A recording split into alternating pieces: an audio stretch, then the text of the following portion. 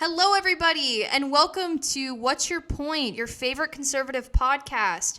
I'm your host, Kaylee Campbell, and today I'm going to tell you about a little event that my friends and I stumbled upon when we were in downtown Dallas the other weekend. On October 2nd, there was a women's march that was held in downtown Dallas to protest the Texas Heartbeat bill that had just been passed. And from the pictures, it looked like there was about 10 to 20,000 people there. We ended up showing up around 3 p.m., so the crowd had died out a little bit, but there was a huge turnout. From what we saw in the pictures, we really wanted to go, so we gathered our Trump hats and our Trump flags, and we drove over to Dallas, and we showed up at the event. I'm going to walk you through what actually happened at this event because there were people taking pictures. We uploaded our TikToks about what happened, and there were many people in the comments saying that we didn't get kicked out and that we were provoking people, and none of that's true. So we show up to the event. It's in a public park, actually, in the middle of downtown Dallas. And public parks usually mean anybody can come. So we walk up and there's some booths around the grass. Some people from the LGBTQ community were there advertising their flags and things. And we walk down the sidewalk and go ahead and stand in the back of the park because we just wanted to observe. We didn't have any interactions with anybody. We didn't walk up to anybody and start talking to them. We didn't ask anybody questions.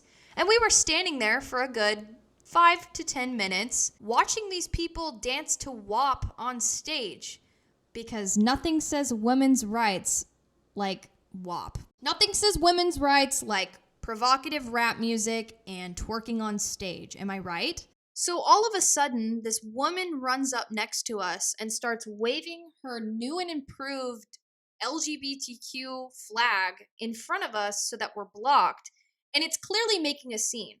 Keep in mind, earlier, I said nobody was really paying attention to us. Nobody had approached us over our hats or anything, which it shouldn't matter in the first place what we're wearing. So she goes and she starts dancing in front of us like a weirdo, and it's causing a lot of people to start looking at us. And then we started laughing because, if you're going to sit here and dance in the middle of a park, like, what are you doing? So we take out our phones, we start videoing. And so not even 2 minutes after that, these two undercover cops walk up to us and they start talking to us. And I'm going to insert the audio here of what they said. Y'all can't be in the park. Yeah, you can't be in the park. Okay. All right, thank you, guys. Yeah. I can't do this. No, that's how I get started. Look at this flag. We're not doing anything. We understand it.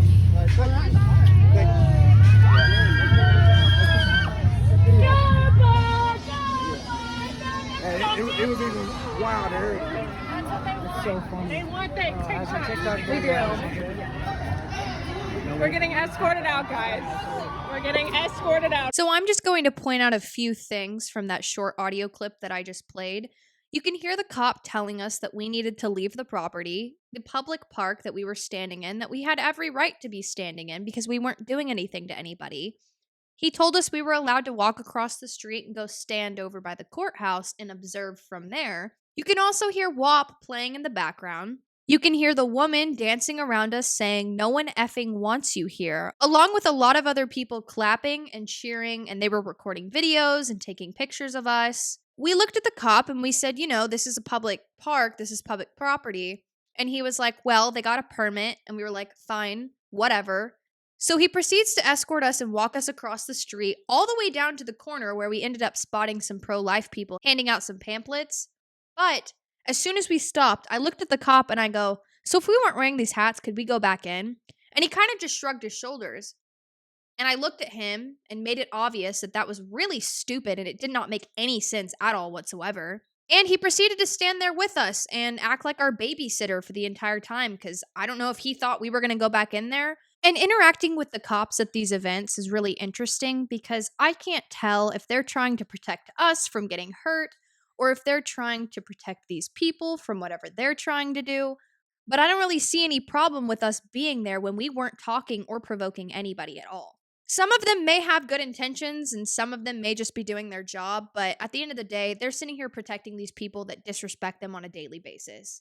I promise you, the woman that ran at us with the pride flag has no respect for police officers at all whatsoever.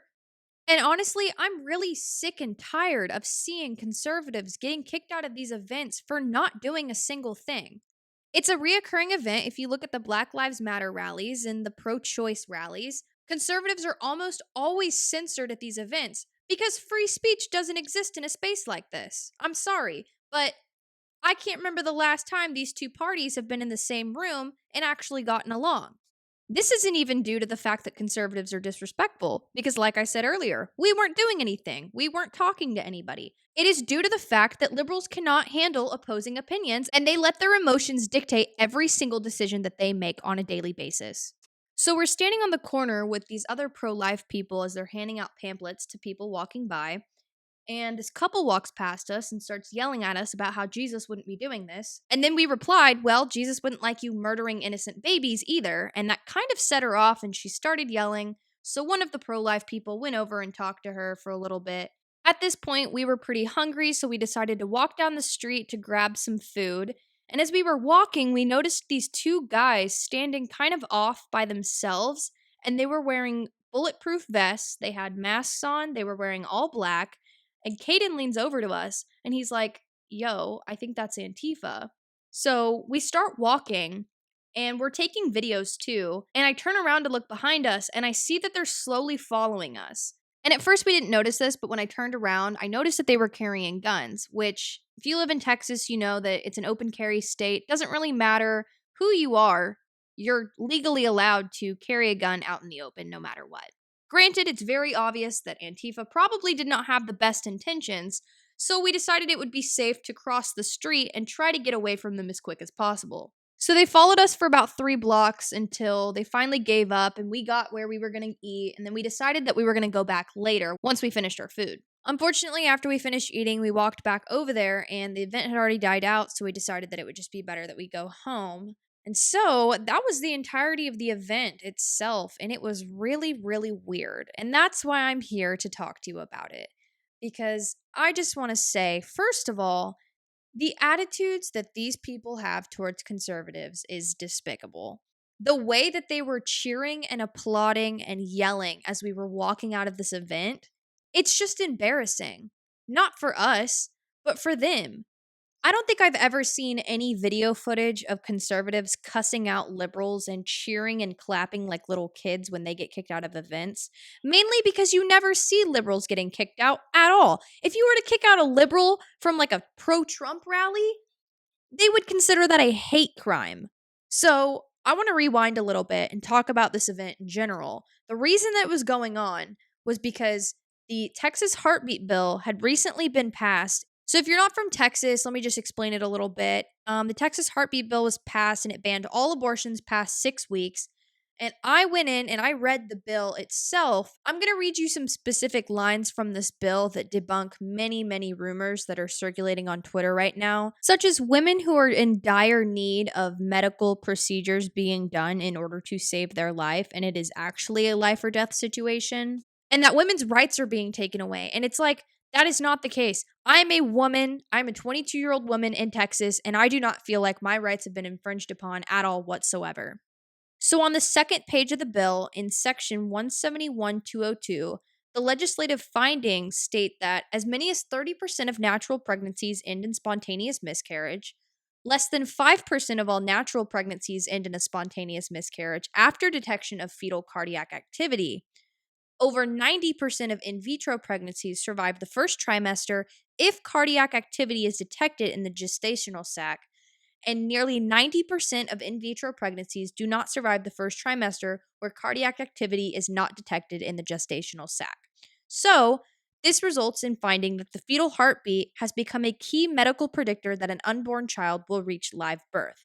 And that's very important to understand this heartbeat bill in general, because it helps people understand that if a fetal heartbeat is detected, that means that there is over a 90% chance that that baby has full capabilities of surviving and making it to the end of the pregnancy. So then it goes in to explain the cardiac activity and the biology behind that. So page 4, section 171.204 is where it does state that the abortion of an unborn child with detectable fetal heartbeat is prohibited.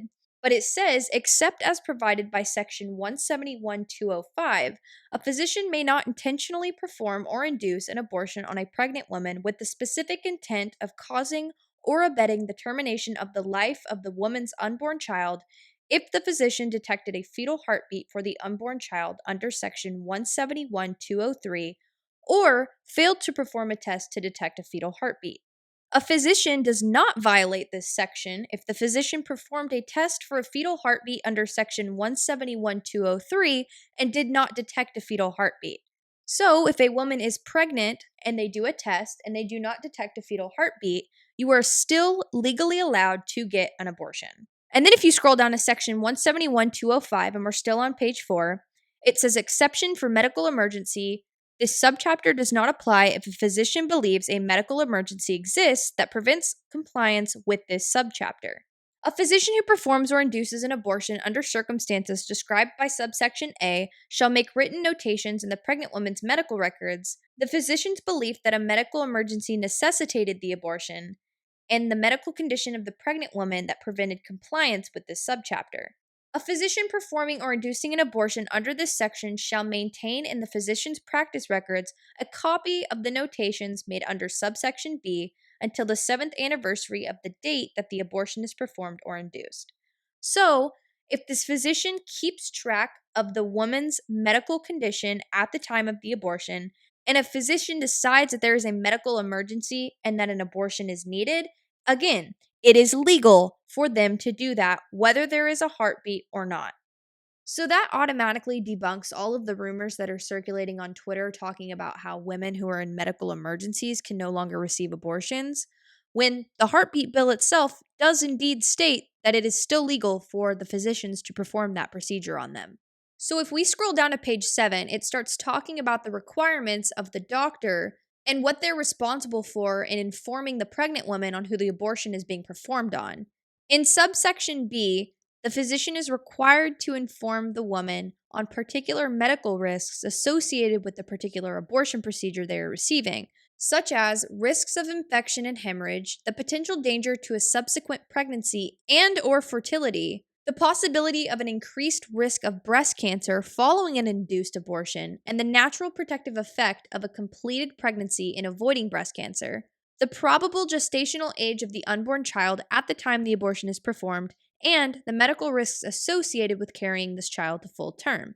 So if you don't know this already, there are already a lot of serious risks that women are put at when they want to get an abortion, and these are just a few of them. I'll have to make a whole episode deep diving into abortion, talking about the mental and physical effects it has on a woman and why that outweighs carrying a baby to full term, because I do believe that if we are fighting for women's rights here and we are protecting women, the real fight should be against abortion, because at the end of the day, abortions cause a lot more harm than good to the mothers of these babies and to the women in our society. And if women were actually sitting here and wanting to fight the good fight and protect women, they would be very knowledgeable on this kind of stuff. So, with all of this being said, I guess there's a few points that I can go ahead and make when it comes to alternative solutions for women who may find themselves in a situation where they are considering an abortion.